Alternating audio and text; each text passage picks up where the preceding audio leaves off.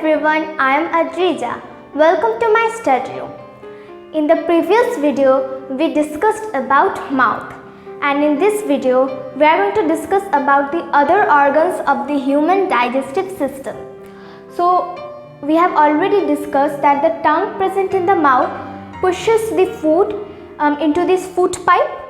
So, the mouth pushes the food into the food pipe, also known as esophagus. The food pipe is also called esophagus. So, the food is pushed down into the esophagus. So, the esophagus is actually a passage between the mouth and the stomach. It carries the food from the mouth to the stomach. And over here, digestion does not occur. It just carries the food from the mouth to the stomach. And the food is pushed down in a wave-like movement that occurs by the contraction and relaxations of the muscle of esophagus. I am showing you.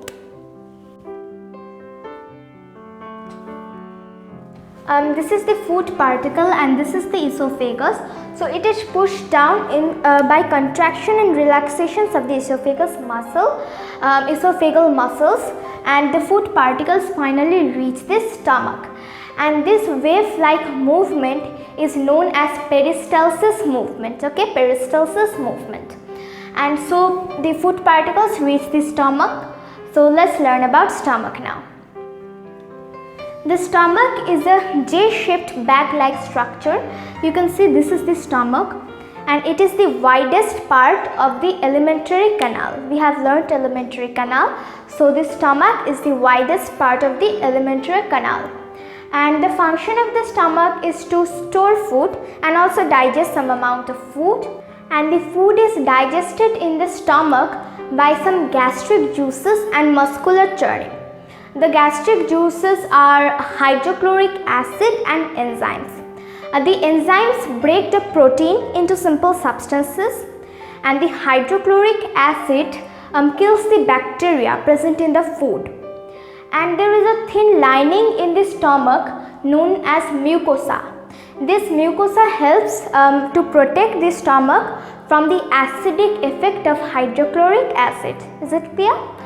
So in this stomach, the food gets partially digested, not completely digested, only some amount of food is digested in the stomach and total digestion occurs in small intestine. So now we are going to learn about small intestine. And in the small intestine, the digestion of food gets completed, and the small intestine is the longest part of the alimentary canal. It is approximately 6 meters in length, so it is very long.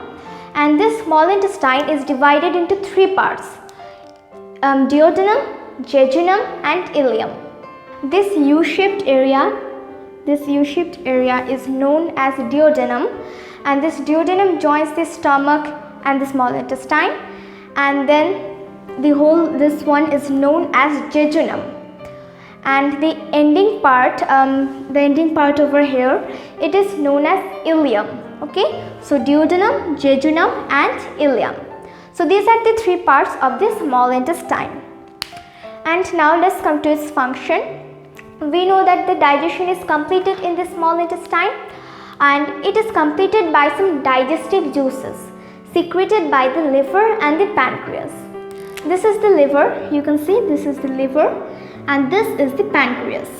So this liver and pancreas are glands that secretes digestive juices that helps in digestion. So first let's talk about liver. Liver is the largest gland in our body, and it secretes bile juice. It secretes bile juice, and the bile juice is stored in the gallbladder. This green color, it is known as gallbladder, and the liver secretes bile juice, and this bile juice helps in breaking the large fat globules into small fat globules, and this process is known as emulsification. And then the small fat globules are further divided into fatty acids and glycerol. So this is the function of liver. And now let's move to the next one, that is pancreas. Pancreas, this leaf shaped, this is known as pancreas. It is also a gland in our body, and this pancreas secretes pancreatic juice to the small intestine that helps in digestion of carbohydrates and proteins. The pancreas breaks down the carbohydrate starch into simple sugar known as glucose, and it breaks down the proteins into amino acids. So this is the function of pancreas. It breaks down starch into glucose and protein into amino acid. So the digestion gets completed here.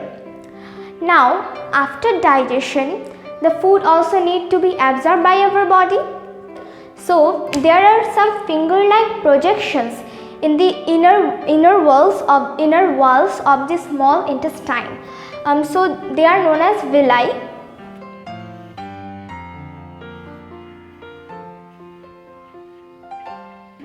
This is the villi. So this villi absorbs the digested food from the small intestine, and this villi also increases the space for absorption. And each villus is the singular form of villi.